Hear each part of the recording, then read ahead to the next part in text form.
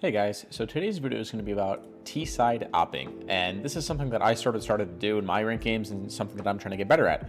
On my team I play Sentinels, and on a couple maps I play Chamber, so I'm trying to figure out how I can op better. So in order to do so, I was watching some of Wardell's gameplay, and obviously he's one of the best oppers in the game, in case you didn't know.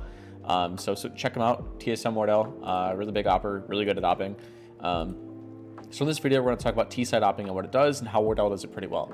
T-side opping, what it does is it basically prevents you from peeking out and trying to get aggressive and look for kills. Meaning on Icebox, if you take your time and you play slow and you take your time with this operator, you can clear off angles. You can clear all these common angles really carefully and sort of pick apart, the setups that they're running on defense. And in Icebox, the way you defend Icebox is that you're playing in aggressive positions, right? So T-side opping on Icebox works well as long as you have the patience, right? It works on Icebox or Ascent, Breeze, maps with longer sight lines. And in this series, they played Icebox, Ascent, and Split. And on Split, Wardell's op wasn't as good. If you watch the games, by the way, these games are really cool. They're really good games. The entire series is just really good. I highly suggest you check it out. Yeah, maps with longer sightlines tend to work better if you plan on T-side opping. So we're going to start off with round 3, the first buy round, and I'm going to sort of explain to you or show off why this is so good, especially with somebody like Wardell. So you'll see. Looks like TSM is getting ready for a 2-3 default, leaving it open. He's peeking, clearing off these angles. Someone peeks and that was just a really nice shot. Now, what happens is that plays like these conditions your enemy into thinking I can't peek anymore because I'm just gonna get dumpstered on like this. They're opping on T side, meaning I can't go for these aggressive peeks, and if I do, I really need to make sure I'm hitting my shots, otherwise I'm gonna get shut down. And you might be thinking, well, that's just a lucky shot. If you didn't hit that shot, it wouldn't work so well. He also has his TP too, so he can get out really fast. And 2, he has a teammate there to trade him. And 3, he hit the shot. So, and these are the types of shots that he hits. He's just a really good opper, and becoming a good opper allows you to do things like this. So he takes the peek. He's clearing all these off angles. That's the first angle you check. Then these angles, someone peeks him. He drags the scope over and he hits it. It was just really gross. So I have a couple rounds I'm going to show you where T-side opping works really well and sort of how you should be doing it. But I'm going to let the rest of this round play out, only because I find it really interesting. So TSM decides to group up towards B, funnel all their guns into one area. Again, this is their buy round, and TSM or 100 Thieves is bonus round, so they want to funnel all their guns into one area, I assume. Now, the thing about Valorant that's really interesting is that the smallest mistakes can really mess up, just destroy your rounds. And there are extreme cases, and this is one of those extreme cases. So if you look at how they're scaling up this this B site, first of all, what is it? Wardell takes a shot to this box. I think he's predicting somebody to be there. So you see him take a shot there. So he's commenting something about that box, maybe somebody being behind there, right? So Viper's going for an aggressive peek, gets one. Now they're sort of worried about this Viper. She's still stuck behind this box, right? So they're expecting her to either get out, re-peek, because that's what she has to do, or just sit there and they're trying to clear her out, right? So he's trying to watch to see if she crosses back, goes for another peek. He's holding for his Sage. Now, if you look at the crosshairs of TSM, as they come up, nobody is here. You'll see. Everybody's aiming towards this way. Everybody's aiming this way. Nobody's even considering somebody could swing out this way. It's a little unlucky.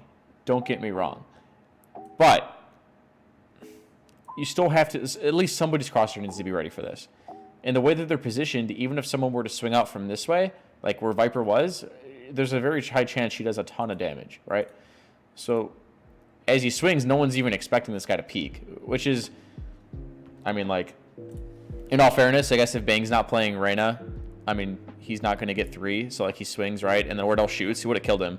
But, and then Wardell jumps on top of the box. I don't think there's really need to do that. They just hold the angle. But again, it's just really small mistakes. Not a single person expected him to be there. Not a single person was holding that left side swing. And there's really no excuse for him to get 4 there with the Spectre. Mistakes happen, things happen, but I just thought that was a really, really cool round. So in the beginning, you saw some pretty good opping on T side, and then you saw a little mishap, but now the rest of this video is going to be strictly about opping. So let's go to the next round. All right, so taking us over to round 7, and remember how I said this op sort of denies this like sort of aggression like from the CT side, which is really important on Icebox? Well, this is sort of a round in which that is shown off. So Bang is getting ready to rock down tube and try to look for a kill and then maybe dismiss out. And then Wardell's job, initially it looks like they're doing like a 3-1-1 type default where Chamber's holding mid and the rest of the team is getting ready to default A. Bang walks down, finds a kill, but Wardell, he trades him with the op. And if he had a rifle, I don't think that happens. It's a much harder shot to hit versus with an operator, it's just a body shot. Now, yeah, he had Chambers op, right? But like, still, even if he had like his spline operator that he oh so loves, you know, he's still going to get the kill and he's going to get the trade. And now that trade for 100 Thieves is really bad because that's their only flashes. So now if 100 or TSM finally decides to hit a site on the retake, it's going to be extremely hard to retake without said flashes. All they have for retake is Viper's wall, which is really good, don't get me wrong. And I don't know if Sage used her wall yet, but they have that. So I'm just going to skip to the post round now. So eventually decide to hit A. Chambers again posted up with his op. Granted, this isn't really, you know, post plant, right? But he kills the Reyna that's floating above the wall, which I think was kind of funny. Bang's probably, you know, a little upset about that, but it is what it is. But yeah, Wardell's T-side operator is really strong. It's good for holding flanks, holding anything. Because, like, they're getting aggressive on these flanks. You know, he tried to go for the res. He sat there and he was holding it. If he holds it from spawn, he can see over... I guess he can't see over that, but you get what I'm saying. The T-side op is just really good, and Wardell does it really well. And if they were to retake from Rafter, he would have killed them there, too. But with that being said, I'm going to go to a 1 round over. I don't need to cut for this. It's this round. This round better demonstrates that post-plant thing I was talking about. So, what is it? I'm just going to script briefly throughout the round. So, it looks like they're just doing a straight-up B hit. It's fine. They hit B, Viper wall, Viper ult. They have Sage, Sage wall. So, they get the bomb down, right? And now 100 Thieves has to play the retake. Let's just start from here. Let's just watch how people die. So, they're all in this Viper wall. The Sage wall goes down. Chamber gets that op. Wardell gets that op kill from back here. Like I said, the way this Viper ult works is that the only angle that's exposed to like sight now, like if you're peeking yellow, the only angle that you have to worry about is just this long sight line, right? So you're basically taking a 1v1 against an operator. And right from there, Sova's their only chance of winning that round, unfortunately, because there's a Viper ult. If they don't have the Sova, this round is pretty much lost. And then somebody else died. I think Double Duelist decided to flank, which isn't a bad idea, but the most important player in this round is that Sova because he's the only one with utility to clear out that Viper ult. So Chamber did a really good job there, bolstering down their post plant. Got that first initial pick.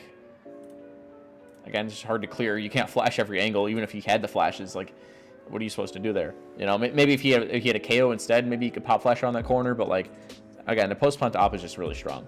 But yeah, hopefully you understand what I'm saying. Post plant op is really good. Denying aggression, it's really good. Playing mind games, making people think that they can't peek without getting punished by an op is just really good. Yeah, so let's go to the next round now. All right, so I'm taking us over to round 10. And this round, I just want to show off a little cool teamwork thing that TSM did here. So it looks like they're gearing up to do a B hit with a late Viper look up mid. Pretty standard. Sova drone comes in, gets jet off the off angle. Maybe thinks that, you know, someone was baiting for that drone or someone was shooting that drone. So Bang and Corey take a 1v1 duel. It is what it is. It was a hard angle for both of them to hit. Now this is the cool part. So if you saw there just a second ago, after the 1v1, they know that somebody's there. They just pinged jet with the operator, right? So Sage does a little jump spot. She jump spots into this cubby. So now Austin's crosshair is focused like on here, in this cubby right here. They know he's here. They got the information that he's there, right? So they're trying to set up Wardell. They're trying to set up Wardell to try and get this kill and op the opper. So Aleko going to arrow on this wall. Arrow on this wall to pressure Asuna to have to worry about the arrow, 2 guys swinging him, and 3, he dies, right? So I just thought that was a little cool teamwork piece, and then Wardell almost, you know, he almost gets another one there. Yeah, he whiffs, but it's whatever. We all whiff, right? And I just thought that was a cool little teamwork piece. The Sage baits, so the crosshair's off, so he's worried about that swing. Wardell hops onto that box, and does he jump down from the box? I'm just curious. So Sage jump spots. Wardell gets ready to go on the box, or does he drop? Yeah, he dropped. Okay, so he drops, wide swings, gets the kill, and punishes the jet for not getting out. I think Asuna got a little too greedy there. Is what it is. It happens. But let's go to the next round now. So that's one thing. I just thought the teamwork concept was one cool thing, right? And now in this round, looks like TSM, they're defaulting towards A, towards that Viper ult, maybe trying to poke and prod around it, whatever. But the thing I want to focus on this round is this interaction going on near kitchen. So Wardell's trying to find a pick in mid, maybe punish somebody for pushing up. He's peeking kitchen, doesn't see anyone. Waiting for the smoke to go down to take a peek towards, boiler. Whiffs a few shots. Play that one more time. Yes, he was getting ready to peek mid. Didn't expect somebody to be there. Bang caught a really good timing. And he whiffs twice, kind of. Once and a half, I guess. Whatever. And dies. Now, something I want to speak on is one trying to op, or one trying to, do whatever, whether if it's entry or rifle or do whatever you need to do for your team.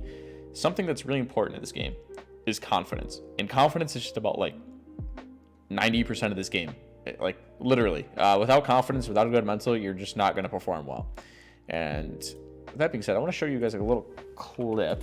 I didn't plan on putting this in the video, but Shroud Specs 10's clip. There it is. So I'm gonna let this play out. Just Find watch the the hotel. game. That is loud. Watch the clip. Listen to what Shroud has to say. And you can see they set up for this too. Cypher trap on cat, Cypher trap. No, and you can see they set up for this too. Cypher trap on cat, Cypher trap on mid. So sick. Oh, Present. Oh, no. just misses the rear Oh, end. no. And now it's gonna be death Oh, safe after my that one. Does he goodness. still live though? Pure. Creeping his way forward. Spots one, not able to land the shot. Flick just narrowly missing. And not battle here. It's both Jets looking to make things happen. They both go up. They both go up aggressively. Sick is already dropped second. Not able to land it. Is Pure gets one on his Oh. Another. Oh, the up battle. Yeah, Pure wins that one with the classic. And you've also got the crab deal on the back of the site. Pure's been cleaned up. The 100 series is going to come out as well. As 10's good for one. Takes that a second. Ooh, Sick falls as baby. well. 10's for three. Understands where fourth one is. Spots him, not able to do it, but Shazam is. The Sentinels take the lead 6-5. As we see, there hasn't been too many. I like that even though he whiffed like a shot he shouldn't have, it was a pretty easy shot. Even though he whiffed it, he still is. He's still using the op, right? Like one whiff shouldn't deter you off of a weapon. Like it happens. Whiffs fucking happen. So I like that he committed to staying to it. He didn't give it to anybody else. He's doing it.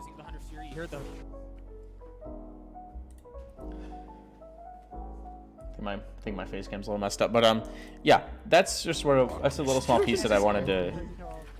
What's playing now? Oh, sorry. But that's a little small piece I want to talk about on confidence, right?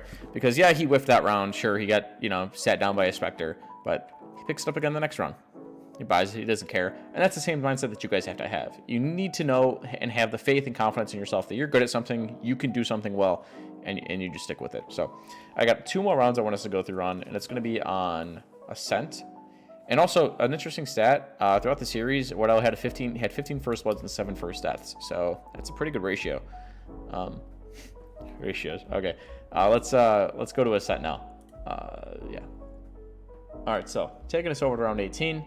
100 Thieves is on an eco, and a quick lesson while the opper gets in, until we get to the part I want to talk about. A quick lesson is that when teams are on an eco round, they tend to either get aggressive, stack a site, set up a trap. Those are really the only things you can do. You can't really fight a default. You can't really hold a site. You can't just anchor a site. You can't really play retake. That's just not possible with the weapons that you have. So what you see TSM doing is that they're playing a super. That's a cool air lineup. They're doing a super passive default to see if 100 Thieves is going to push out somewhere aggressively with their jet, or push out somewhere and do some aggressive suck, stun, flash combo type thing, right? So they waited about 30 seconds. They decide, okay, let's walk into B main, see what's going on in here, and we're just going to try to hit B, right? So Wardell's clearing off his off angles. I'm just going to skip ahead. So they use the KO ulti. They bust their way onto B site. Pretty good post plan. Looks like Asher's watching flank. I don't know why. I don't think this is a really good idea. I get it. I mean, the alarm bot's got flank, right? So he doesn't really need to be by himself. Rule of thumb that I like to go by is that if the enemy team's on an eco round, I don't like sending anybody by themselves on a lurk, because now they're now they have a weapon. So now this is losable. They're all on site. Granted, they all have good weapons, so it's whatever. But again, they don't have a lot of map. They don't have any map control. They're just on site, which is really all you need. But still. And then remember that post plant op I was talking about? How it's really strong. Yeah. Just not much you can do there. I think this ult was a bit much. I think he ulted beforehand maybe. But again, you need to use something in order to clear this opera off the angle, and especially on an eco round, you don't have much to do so. So, granted, he got lucky with a collat. You'll see.